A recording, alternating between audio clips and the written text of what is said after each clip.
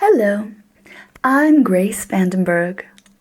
Thank you once again for spending a little time with me. So lovely to have you back.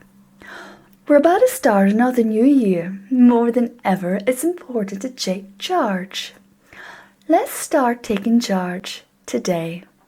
Refuse to allow 2023 or any other forthcoming year to be another stressful one.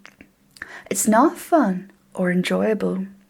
Put your foot down and say, you've had enough. Learn techniques to prevent reduced stress and the waste of life.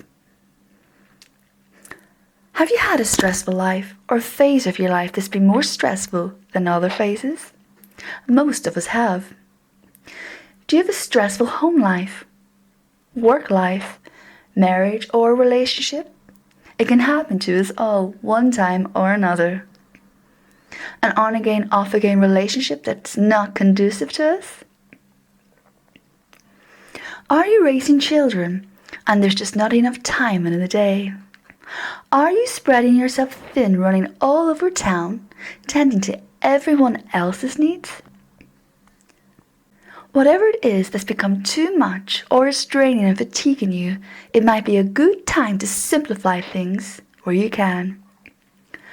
Believe it or not, we each can all implement adjustments if we spend the time to analyze our life.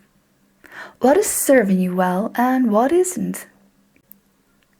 What we don't want to do is to get to a certain age and have a total meltdown and be like, I haven't done this, I haven't done that, and you feel like life has passed you by.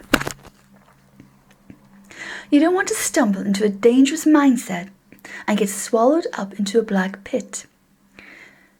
Change can be scary for all of us at one time or another, but change is often necessary.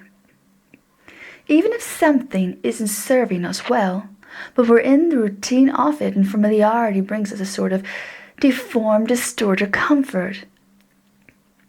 Human beings are creatures of habit, hence creatures who derive comfort from familiarity. Often we can be our own worst enemy, but it can be changed, I promise you that. If you want it bad enough, you'll find a way to make it happen.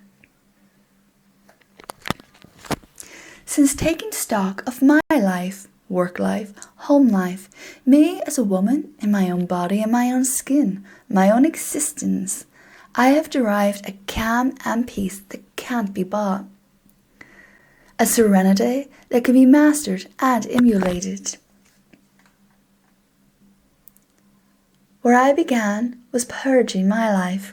That included people and my possessions. Things that once meant the world to me. I severed all emotion and sentiment towards it to get to the realization that it was really what was really important after all. There is no life in an inanimate object, but there is life within us. We are duty-bound to whatever or whoever created us to live and exist purposefully. 2019 and again in 2020 and again in 2021, I started purging my belongings.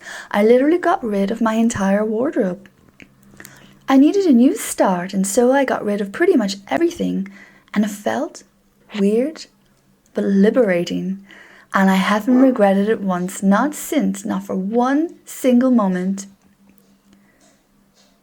Since, I have become very careful what I buy and replace new stuff with.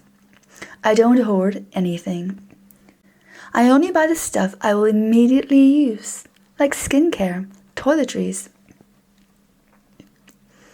I have makeup that I've kept for a pretty lengthy time by learning little techniques like scraping off the top layer of eyeshadow or blush and spraying with alcohol to preserve the longitude.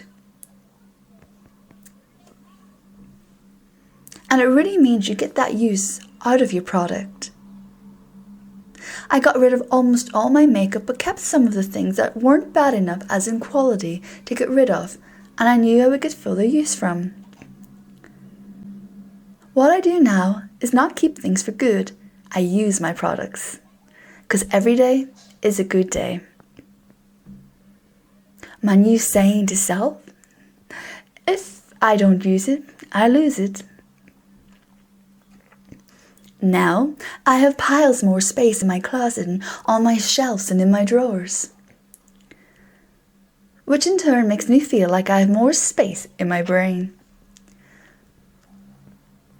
However, if things like toothpaste and face wash, basically practical things I know I'm going to use, is on sale, I'll stock up how many I'm going to need for the rest of the year and the remainder of those months in that year and buy that quantity.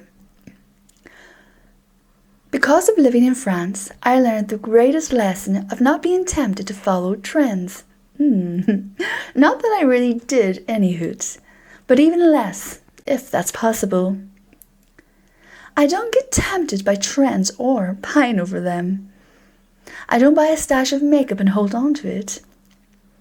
I'm now working my way through products to make my way for the new at some point, realizing at some point my taste will change.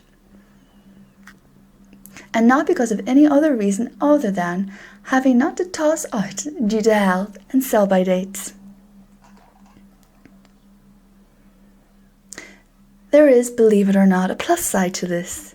By waiting several months when a new line lands, even if it's within your all-time favorite brand, let influencers who are paid to try them out, try them and do your online due diligence. Consider by refuse if these products are worth your money. Because some of them, they can be pretty pricey. Or are you just as well served with the product you're currently using or something cheaper? For instance,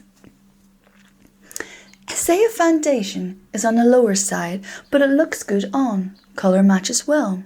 The only downside is it doesn't wear necessarily long and well. Okay, ask yourself, how many hours does it wear? Does it wear well to the ratio of hours you'll need to wear it? Will it balance itself out?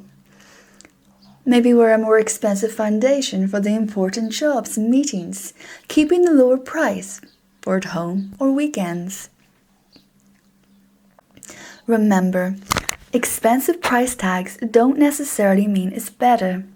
Most of the time, items like Chanel can be as much as 40 to 60% and others as much as 70% markup per item. Think about that. Just for the brand and to flaunt its globally recognized logo, and that doesn't include retail price.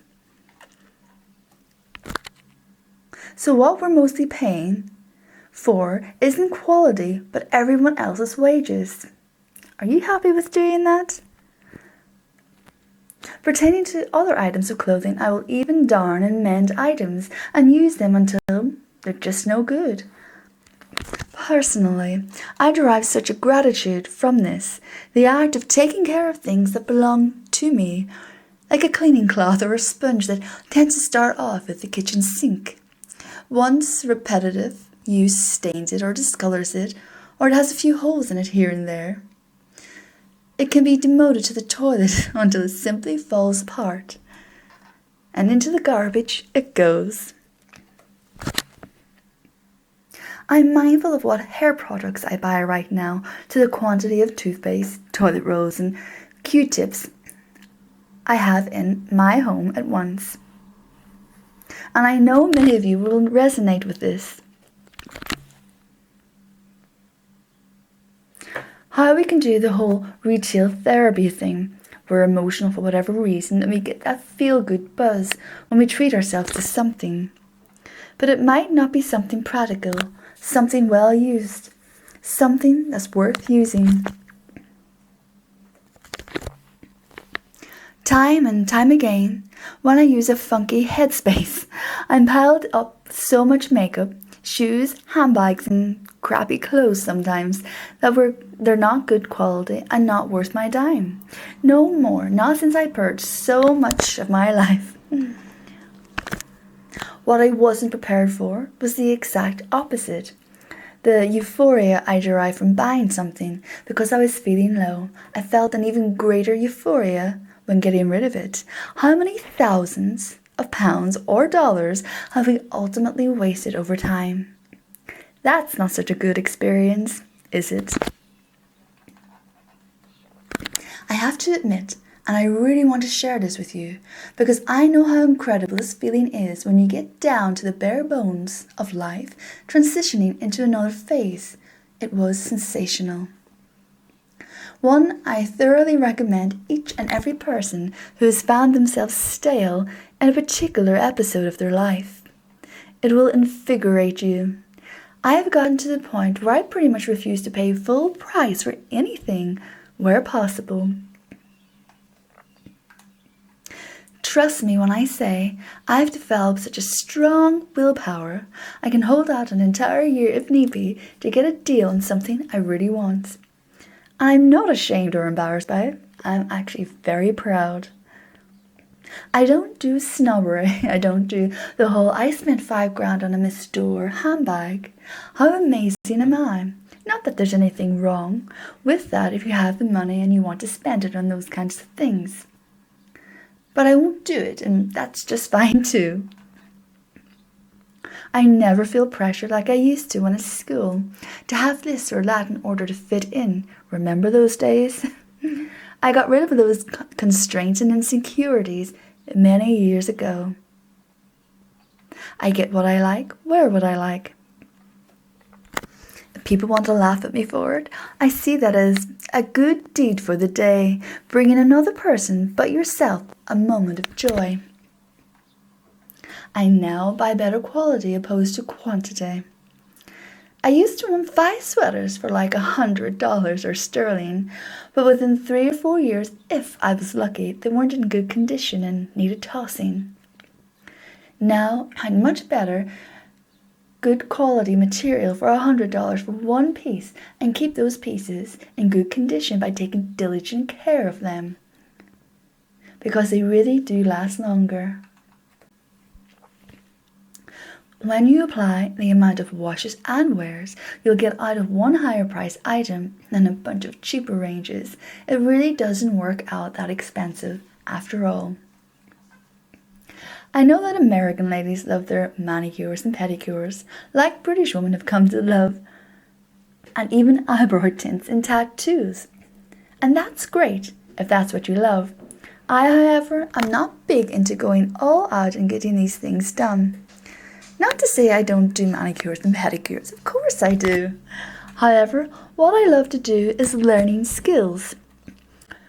So many years ago, I learned how to give myself a passable manicure and pedicure. I don't shape my brows, I leave them as is, but I buy a tint and do them myself too. Between cuts and new hairstyles, I learned how to lighten my hair and chop split ends and cut fringes or bangs. I've learned how to give certain treatments that spas provide and provide myself with their indulgence instead. I know it's not the same, I don't proclaim that it is, but it saves a lot of money while still managing to look put together, and learning new things feels pretty great too. Other things I've learned to take order in, like not to overload my days, not to take on too much daily and weekly until burnout. I did this for years and years until I started to get sick. COVID really taught me the quality of silence all around, like I and the world haven't known in perhaps many generations, or even our lifetime. At the very least since aviation took off, pun intended. For years and years I worked days that bled into late nights, trying to build my business, and to be honest, for some of it, it didn't pay off. Why? Because I was the one doing the work, and the third parties who were in place to take my work to the next level, and me along with it, weren't doing their jobs. Bad publishers, a topic very much deserving of its own conversation. I'll get to that in good time, 'cause it's important. But in hindsight, it wasn't wasted time on my behalf altogether. I acquired education, first-hand raw and unpleasant experience. Just like every job, career and business, it comes with its own set of pros and cons, and stress from time to time too. But that's life. I took that experience in education and reformatted my business strategy. And this wouldn't have happened if I didn't have those hard knocks. It didn't happen overnight, so I was like a bull in a china shop, trying to make up for lost time as speedily as possible, hungry for the fruits of my labor. Then I finally got to the new professional level that I needed to get in order to get to the next professional level, another third party who is actually doing her job. Therefore, making my job easier and affording me momentum as I'm no longer stuck in neutral. As a direct result, it's less stressful, less frustrating, and much more enjoyable experience to show up daily and keep showing up. A little thing called incentive. It births desire, and desire is something we all need from life. I wanted to write book after book after book to feel a sense of accomplishment while I waited for others to do their bidding. But when I analysed everything and saw, despite me doing exactly what the textbook says, and according to the written word other professionals had suggested, it wasn't working for me. But I also understood why. Another topic so extensive that is deserving of its own conversation too, and we'll get to that too. I promise. Now, I look back and see the woman I was through my entire 30s, working myself into the ground, getting angry and frustrated and depressed, and I couldn't get the right people to represent me despite putting the hard graft in, despite showing up, despite giving it all I had and then some. But now, today, all that has been lost to time, and was what was carving out a tenacious woman with more drive than I ever realized I possessed. It opened doors and showed me who I was, who I could be.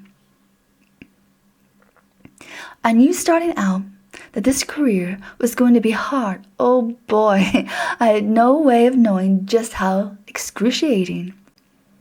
Overall, every hard, pooey day was preparing me, teaching me lessons now learned, values now instilled, self-worth now discovered, confidence I could never have imagined possessing or oozing. Today, I've attained so much momentum in my writing with novels and screenplays that this new year moving forward, 2023, affords me breathing space to fully submerge myself in my second business. 3 years ago, 5 years ago, I couldn't have imagined what that would look like, how it would feel, because I just couldn't get my head around to knowing how success truly felt. It's something that you have to feel, sense, and experience. Allow me the availability to live life, breathe, and be in the moment, not having to count down the days until a deadline. That's not to say deadlines won't pop up here and there. But all those lost hours, days, months, even years, when people weren't doing their jobs, but I was doing mine, it served me well because it got me ahead of myself. Destiny knows what it's doing, guys, even if you can't understand it or see it in the moment. Now I can pace myself, indulge in what brings me strength and what's going to further progress me. Top up my energy, my mood, get rest, and take control of my time, so much so that I can enjoy my passions, namely my husband and my puppies, yoga, meditation, and exercise. Talking about exercise, if you know me at all, by now, you'll know that workouts have been a huge part of my life since I was 17. I started getting into exercise when I was 14, but became obsessed with it and never fell away from its feel-good factor and importance towards longevity and other health benefits since. I have stayed loyal to exercise, guys, and I encourage each and everyone on planet Earth to do the same. I used to go to the gym, but hated it. I'm sure as a woman, we've all had one of these stories. As a woman, have you ever been to the gym and you're minding your own business and there's some dude hiding behind an indoor tree, watching you from behind, and each and every time you bend? Yep, true story. I literally had that happen to me. And I know I'm far from the only lady that's experienced this. Can laugh at it now, but in actuality, it's not pleasant to be so mindful who is glaring at you in such a sexual perverted way. So I simplified this early on, and it's something I've stayed true to all these years later, and it takes away any discomfort or added unnecessary frustration that can arise after experiencing something like that. I work out at home. That way, I get to enjoy privacy, and nothing is going to dampen my experience and enjoyment of the act or elevate my stress levels. So I eliminated this stressful factor. See what I mean? When you can really want something in life and you face obstacles. It doesn't mean you can't continue on your quest, but if you take the time to think outside the box, you can create continual strife. Meaning, I could have taken that example of the guy in the tree and used that as an excuse to never exercise again and hide behind that excuse for the rest of my life. But no, I didn't. I reinvented a new format as I did with my work. So I had an avenue to continue. And in so doing, reap the benefits while saving a stash of money pertaining to the gym. But what the strategy that wasn't working for me before with my writing, I reformatted that, and within a month I had success. I had takeoff. I've invested heavily in all sorts of workout DVDs since a teenager. In fact, I still have them today, and I've added to my collection. I have so many that I haven't needed to buy anything new in years though. And yes, that I'm that dedicated, they all get used. Equally, I've invested in all sorts of equipment too. Because I was, and I am to this day, that dedicated.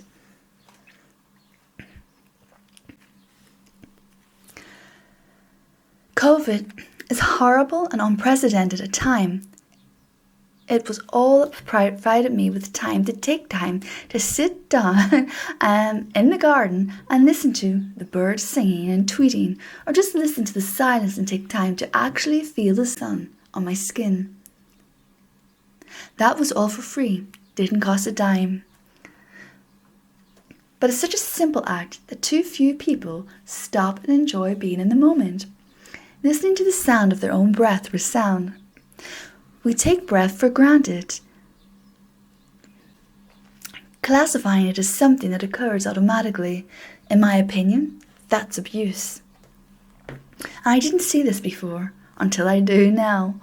Breath is our life force. Yes, we know that. We need to nurture it as it nurtures us.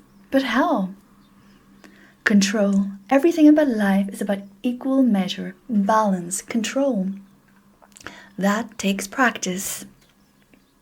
We can use our breath as cure, meaning it can bring our stress levels down quickly if we listen to our inhale and listen deeper to our exhale, allowing breath to guide us, enjoying the comfort it fortifies.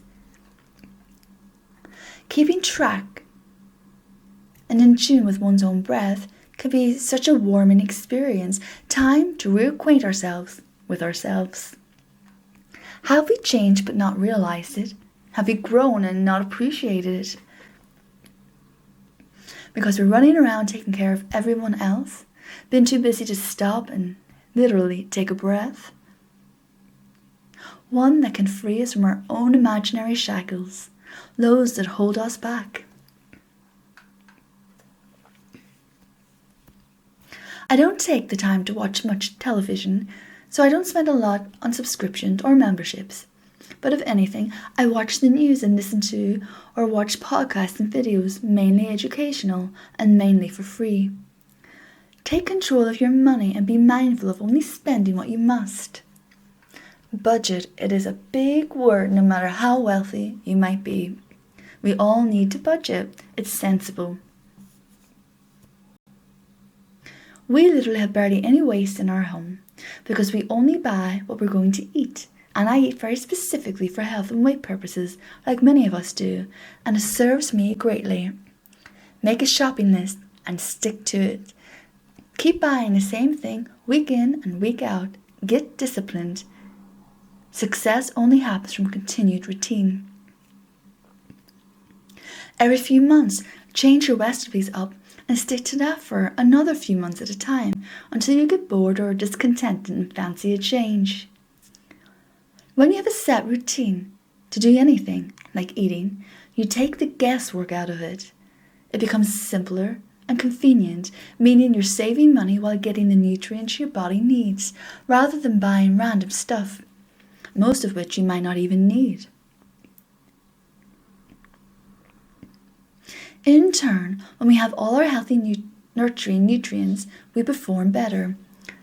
These are just a few of the applications I apply to my life to take the stress and frustration out of thinking too hard and burning up more energy than is necessary on the wrong things.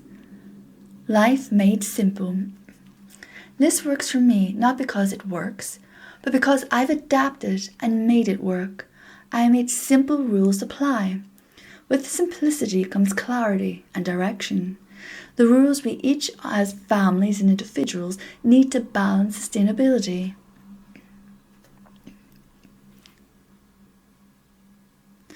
Coming to another year's close, I hope my sharing some of the things that work for me to eliminate stress and frustration helps in some way. I know it's discomfort, and where possible, we should be able to eliminate this, but nobody deserves the sadness or the deflation that comes along with stress. I know it's turned my life around and propelled me into a place in time I never thought possible. And I honestly, truly want all of that for you. I wish you many happiness and much success, whether this has helped or not, or just seeded food for thought. And I want happiness and much success for you, not only in 2023, but always and forever. Until next year, my fellow gracious eccentricities, from my family, home and office, I bid you a Merry Christmas and the most wonderful year forthcoming you've ever had thus far. Let 2023 be the foundation to your improved future. Love yourself like you've never loved yourself before, or anyone else. Until 2023, I'm Grace XXX.